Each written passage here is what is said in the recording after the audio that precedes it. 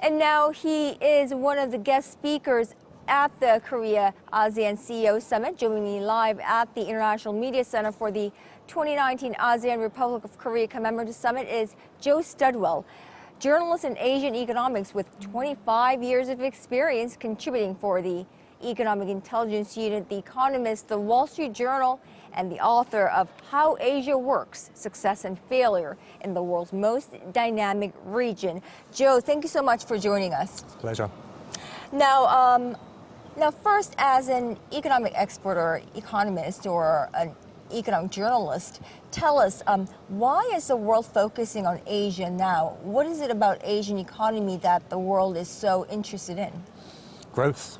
It doesn't have a choice, really. Asia delivers the majority of the world's growth, so what goes on in Asia is now fundamentally important to the whole world. And when you get interesting political developments like the saga of the US-China trade war that we've had, or you get the demonstrations that we've been seeing in Hong Kong, it's material to the economic interests of the entire planet, so the world has to be interested. Now, however, the world's power nations, not only in Asia, but have been specifically architecting their strategies towards the ASEAN region, so Association of Southeast Asian Countries. What's the importance of the ASEAN region, and why are the world powers really gearing towards the ASEAN now?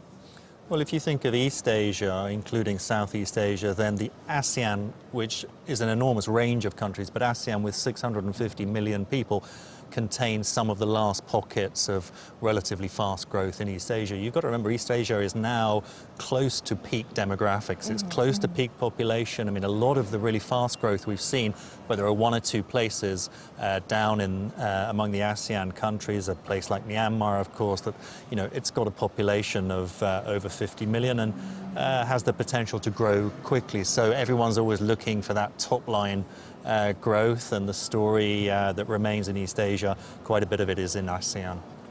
Now, as I mentioned at the top of the broadcast, you were one of the key presenters at the ASEAN-Republic of Korea CEO Summit.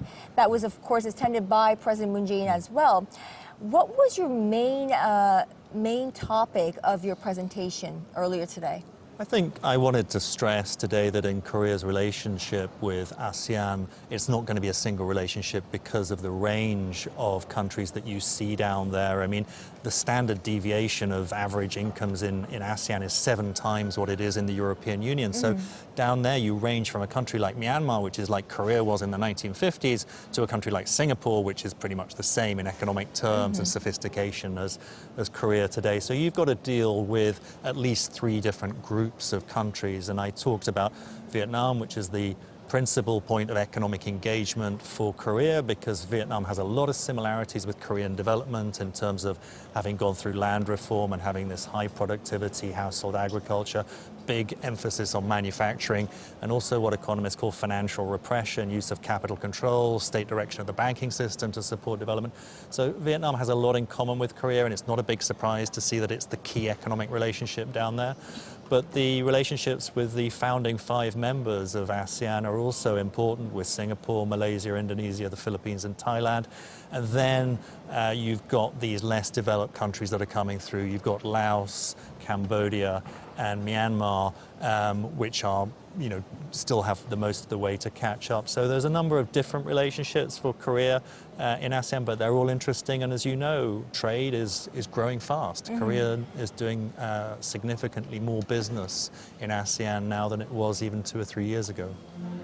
Well, so I think what you're saying is that if and when South Korea wants to tap into the ASEAN market, they would have to deal with a wide range of different economic sizes, a diversity of culture, people, and really a diversity that needs to be tackled independently. Yeah, you've got to have a minimum, I think, of 3 strategies. I mean, there's a strategy for Vietnam where Korea is relocating a lot of its manufacturing chain in certain industries. Mobile telephone assembly is an obvious one. And then you've got relationships which are more about services with places like Singapore and the Philippines. And then you've got the relationships with the less developed countries. So this will be the way forward for Korea. But Korean companies are very engaged. There seems to be a lot of appetite. There was a big turnout in terms of business at this event. And it was very interesting that the only ASEAN leader who wasn't there was Hun Sen, and that was because his mother-in-law was ill. So it was an extraordinary turnout of political leaders, given the extraordinary physical distance that there is between Korea and Southeast Asia. So it's a testimony to the strength of the relationships.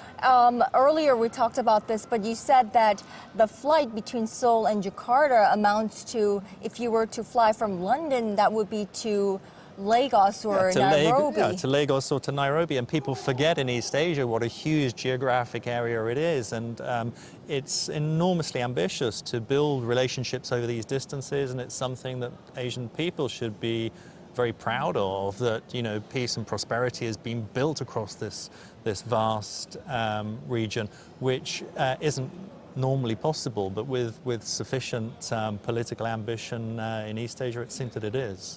Now, last but not least, how would you assess the future growth potential both for ASEAN and the Republic of Korea and their business and economic relations?